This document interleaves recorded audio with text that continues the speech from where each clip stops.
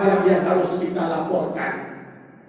Makanya Rasulullah, padahal orang yang bisa diberikan kekayaan oleh Allah Subhanahu wa Ta'ala, tapi Rasul hidupnya miskin bukan ditakdirkan, tetapi Rasul miskin merupakan pilihan, karena Rasul meminta menjadi orang miskin di atas dunia ini.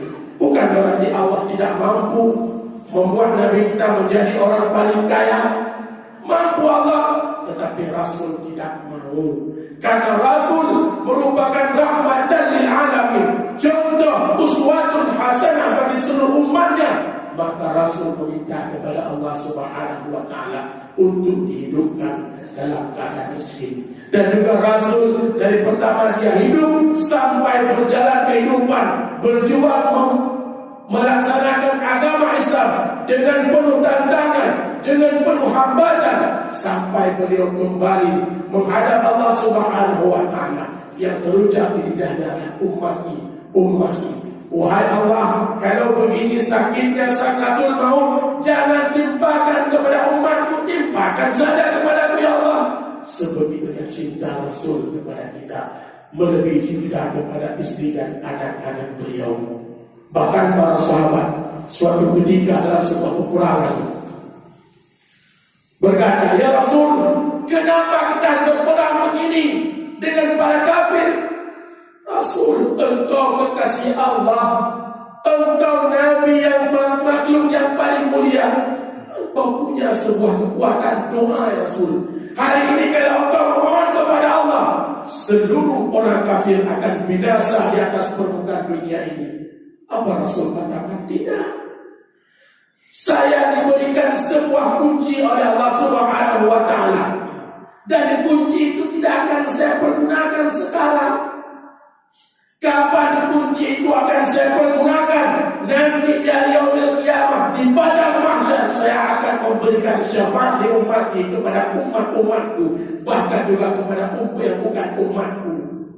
Kan tidak ada manusia di hari yaumil qiyamah, di padang mahsyar, kita hidup dengan keadaan nafsi-nafsi. Sang anak tidak tahu di mana ayah hendaknya, sang suami tidak tahu istrinya, tetapi saat itu Nabi merupakan penyelamat bagi kita bersama, yang memberikan syafaatul uzma untuk semua umatnya. Bahkan Rasul mengatakan, saya tidak akan masuk pada surga Allah Subhanahu wa Ta'ala seluruh umatku masuk bersama kita, kata Rasul. Maka mohon semua kita sini agar dapat berjumpa dengan Rasulullah Sallallahu Alaihi Wasallam. Karena nikmat yang paling besar bagi kita adalah bukan syurga Allah, tetapi nikmat yang paling besar yang harus kita dapatkan, yang harus kita miliki adalah ridha Allah Subhanahu wa Ta'ala.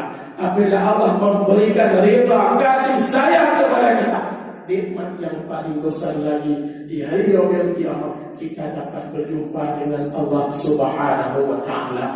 Bapak dan Ibu, insyaallah dimuliakan oleh Allah Subhanahu wa Ta'ala. Sebagai akhir daripada kesimpulan tausiah singkat, mudah-mudahan hari ini kita yang masih diberikan kesehatan, kita yang masih diberikan umur panjang oleh Allah Subhanahu wa Ta'ala, karena banyak orang ataupun saudara kita yang kita anggap beliau lebih kaya daripada kita, tetapi toh ternyata beliau kadang-kadang lebih miskin daripada kita. Saya suatu ketika pergi ke Banda Aceh, naik sebuah mobil Hiace sampai di Sare atau sampai di gedung sebuah rumah makan. Beliau kita lihat dengan pakaian yang serba mewah, dengan pakaian yang serba canggih dan mahal. Beliau duduk turun di sebuah rumah makan. Pada saat itu saya katakan, ini orang kaya.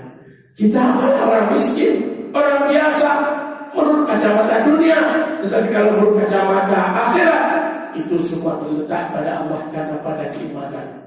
Ternyata pada saat makan, saya masih bisa menyantap dari kambing. Beliau yang turun bersama dengan saya hanya makan nasi putih dengan telur mata sapi saja. Saya tanya, Pak, kenapa enggak makan? Padahal banyak ikan daging saya tidak bisa makan lagi karena saya sudah divonis kolesterol, saya sudah kena penyakit gula darah manis. Ternyata uang yang Allah berikan kepada beliau tidak bisa beliau gunakan.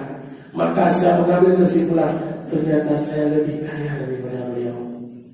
Toh saya bisa makan 2 kali kambing, tapi yang mempermasalahkan bisa bayar.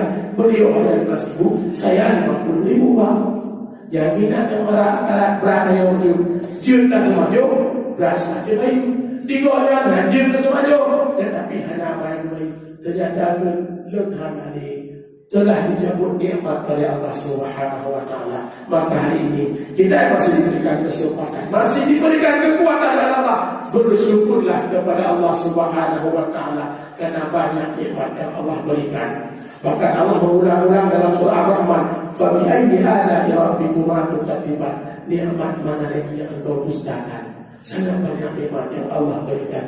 Nikmat mata, nikmat tangan, nikmat kaki, nikmat penglihatan, nikmat pendengaran. Kalau seandainya sekarang begitu kita kembali ke rumah, Allah mencabut sebuah nikmat kita, penglihatan ataupun pendengaran kita, maka kita juga akan merasa yang dulunya kita bisa melihat indahnya dunia Allah ini, namun dengan Allah mengambil penglihatan kita, mungkin kita tidak akan bisa melihat lagi. Maka sudah sepantasnya kita bersyukur kepada Allah Subhanahu wa taala melalui kita melaksanakan ibadah kepada Allah Subhanahu wa taala.